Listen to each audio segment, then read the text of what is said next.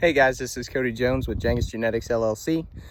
Just wanted to talk to you about a few things I like to do when we bring in a new set of cows or anytime I move cattle into a new paddock. One of the things is I like to take a four-wheeler or walk it or drive it or whatever, but I like to drive the perimeter of the paddock just to make sure no trees have fallen on the ground, nothing's shorted out. I always get a fence tester, or there's several ways you could do that. The best is to get a fence tester. This is the new Gallagher one I got. It's got a fault finder on it. There's 325 acres here, so I figured a fault finder would probably pay for itself pretty quick if I have an issue. But it'll save a lot of time if you have a lot of fence to run, especially if it's not a very easy to see one from the cab. But drive all the fence, check the water, make sure that the tanks are working, that everything's flowing. Another way you can test your electric fence is you can take a rod, or like your step-in posts, that's got the little metal part on the bottom. You can touch that to a wire into something grounded, like a metal post if you have some of those backing them up, which I do at home, but not really here. So maybe a steeple or something like that. It's harder to do when you've got it all worked out on fiberglass posts. But the other thing, if you're really in a pinch, you could take a piece of grass or something and touch it and get shocked a little bit. But I'm not a big fan of getting shocked, especially, it happens often enough learning how all the systems work here and that kind of thing, and don't want it to have to happen any more than it does. So I just picked one of these up. I've used the cheaper ones. They're fine, but really excited about this Gallagher one. I'll keep you posted on it. But anyway, I'm gonna go walk the fence and check the water. So thanks, guys. Like cows found the shade in the water tank down here. Probably for another video we can talk about the water systems. Over here, this is a frost-free water.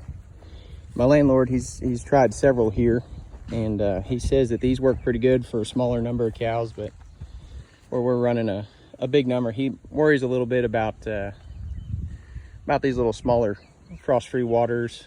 But we've also got some quick connect couplers coming off of ponds, and then there's some tire tanks too, and he's got some jet pumps that I haven't learned a whole lot about yet, but maybe we'll learn about those a little bit together.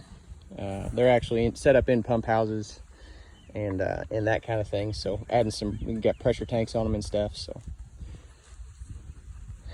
the main thing on water is just make sure that they've got enough, and especially in the heat of the day, and you don't need a whole lot of water as long as you've got a good stream and you're checking it. But I can hear this one filling back up. It's got good, cool, clean water in it. They were on it about a week ago on the other side, so it's doing just fine. There's the pasture after leaving it for about a week, and I hit that one. That was the first pasture we turned into, so they did a lot of walking in there and that kind of stuff. So they mashed it a little bit more than I would have probably liked to see, but it's hasn't had a lot of regrowth yet, but we also haven't had any rain, and I don't think they hurt it any. So I'm gonna go down and I'm gonna check this fence. Actually, this is connected to my road fence.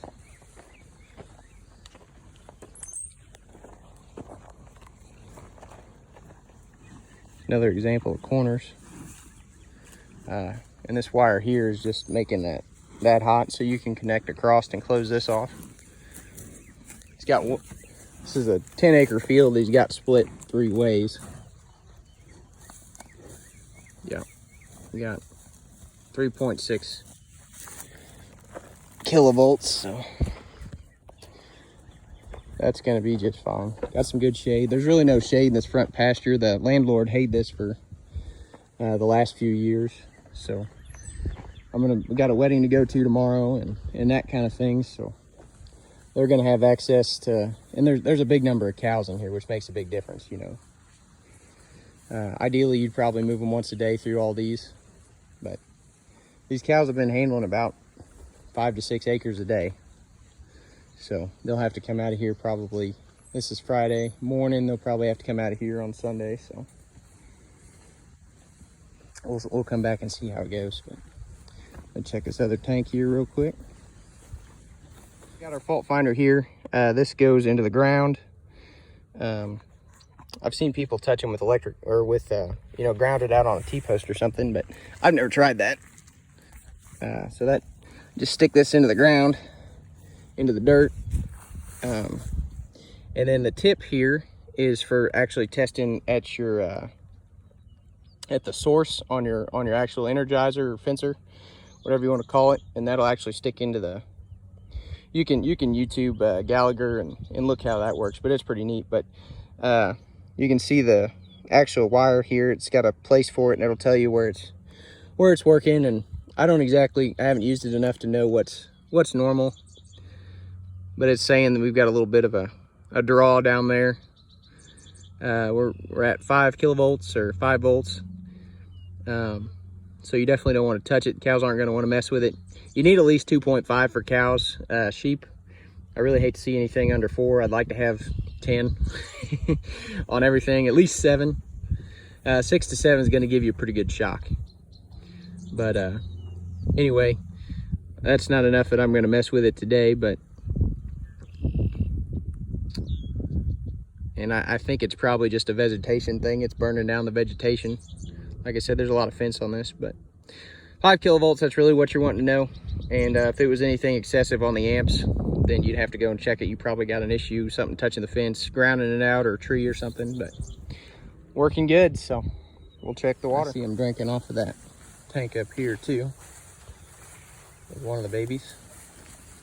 This one and her mom are a little bit more nervous, and then there's the other one up there.